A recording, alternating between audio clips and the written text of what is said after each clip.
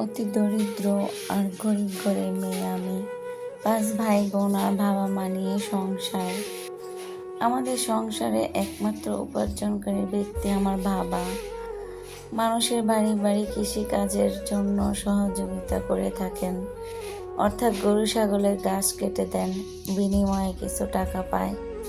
সেই টাকা দিয়ে আমাদের 3 বেলা খাবার জোটে বলতে একবার খেতে পারলে 2 বার না খেয়ে আমাদের দিনগুলো চলে। এইভাবেই চলতেছিল আমাদের সংসার।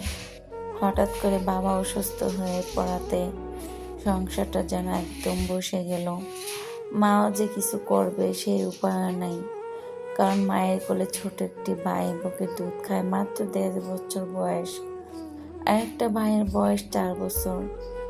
আমার ছোট আরও 2টা বোন আছে, একটার বয়স 9 আর একটার 10। আমার বয়স 12। এই 5 ভাই বোনের মধ্যে আমিই বড়। বাবার বড় ছেলে না থাকার কারণে সংসারের হালটা বুঝে এবার আমাকেই ধরতে হবে। অনেক ভেবে চিন্তে দেখলাম কিছু একটা করতে হবে, এইভাবে তো দিন চলবে না। ছোট ছোট ভাই বোনগুলো না খেয়ে থাকবে, আমি বড় বোন হয়ে বাবা অসুস্থ এইভাবে বিছানায় পড়ে থাকবে। আমাকে কিছু একটা করতেই হবে। হুট করে চলে গেলাম পাশের বাড়ি চাচিকে গিয়ে ধরলাম। চাচি যেহেতু চেয়ারম্যান বাড়িতে কাজ করে, অবশ্যই সে কিছু একটা কাজ আমাকে ঠিক করে দিতে পারবে। এই ভাবনায় চাচির বাড়িতে আমার আশা।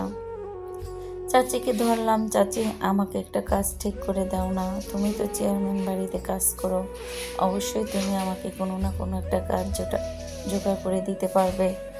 চাচি আমার কথা শুনে অবাক হয়ে বলল, তুই মেয়ে মানুষ, তার উপরে ছোট, তুই কি এমন কাজ করবি? তখন বললাম, চাচি তুমি তো চেয়ারম্যান বাড়িতে কাজ করো, তুমি চেষ্টা করলেই পারবে আমাকে একটা কাজের জোগাড় করে দিতে। তুমি তো দেখতেছো নিজের চোখের সামনে আমাদের সংসারটা কিভাবে অচল হয়ে পড়ে আছে, দিনের পর দিন যাচ্ছে, এইভাবে বাবা অসুস্থতা বেড়ে যাচ্ছে।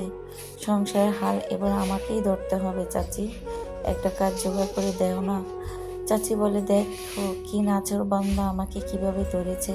আচ্ছা যা, দেখি কাল সকালে আমি চেয়ারম্যান বাড়িতে কাজে যাব, গিয়ে দেখি তোর জন্য কোনো একটা কাজ জোগাড় করা যায় কিনা। চাচির কথা শুনে মনে একটু শান্তি পেলাম। ফিরে আসলাম বাড়িতে। কখন সকাল হবে, চাচি কাজে যাবে, কাজ থেকে আসলে আমি শুনতে পাবো যে আমার জন্য কোনো কাজ ঠিক করেছে। সেই অপেক্ষায় যেন আমার চোখে ঘুমই আসতেছিল না। কখন সকাল হবে, কখন চাচি কাজে যাবে। চাচি পরের দিন সকালে কাজে গেল। বিকালবেলা কাজ শেষে যখন বাড়িতে ফিরলো, তখন চাচিকে ধরলাম, চাচি কি খবর আনলে আমার জন্য? চাচিকে দেও না আমাকে একটা কাজ ঠিক করে। চাচি বলল, থাম, তোর জন্য অনেক কষ্টে চেয়ারম্যানের বউকে রাজি করিয়েছি, একটা কাজ দিবে তোকে। কালকে সকালে রেডি থাকবি, আমি যখন কাজে যাব তখন আমার সাথে যাবি। চাচির কথা শুনে মনে একটু শান্তি পেলাম, একটু সাহস এলো। মাটির নিচে পায়ের নিচে মাটিটা যেন শক্ত হলো।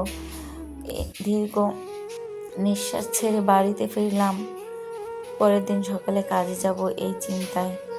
সকাল হলো, রেডি হয়ে বসে রইলাম, চাচির সাথে কাজে যাব। চাচি কেন আসতেছে না, দেরি আর সইল না। চলে গেলাম চাচির বাড়িতে। গিয়ে বললাম, চাচি চলো, কাজে যাবা না?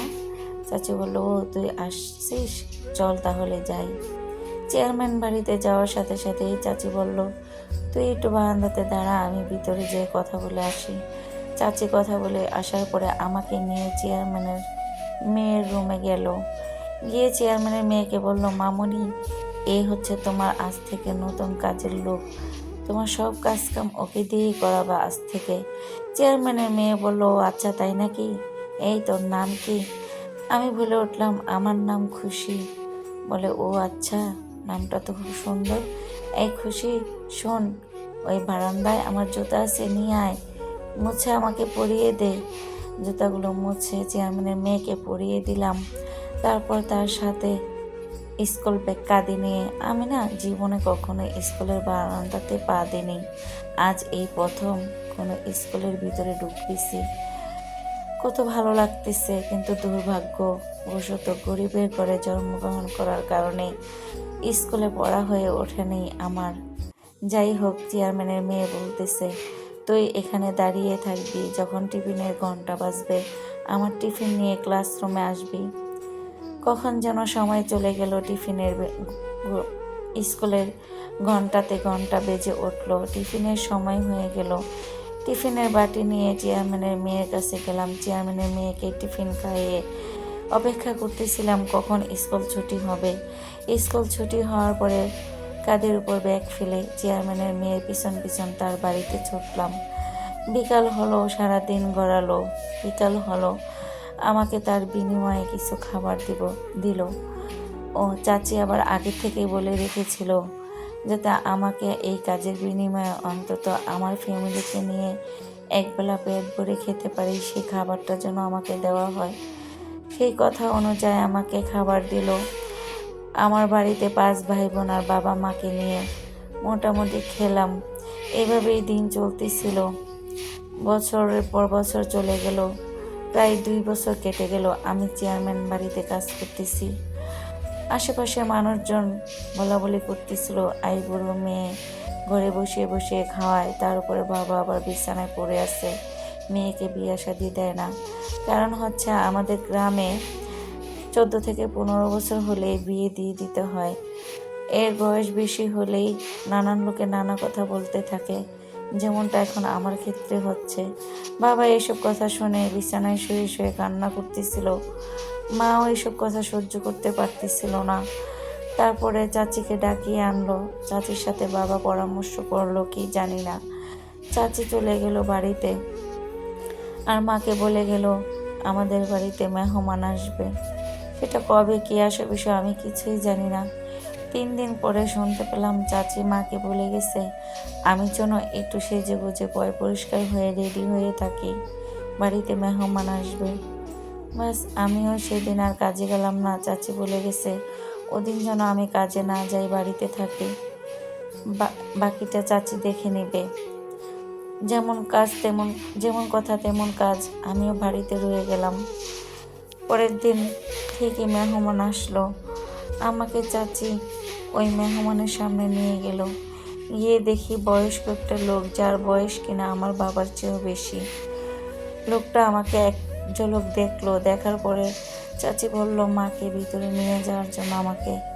আমাকে নিয়ে মা ভিতরে চলে আসলো। তারপর চাচি আর ওই লোকটা আর বাবা কি কথা বলা করলো, আমি এইসব বিষয়ে একদম অবগত নয়।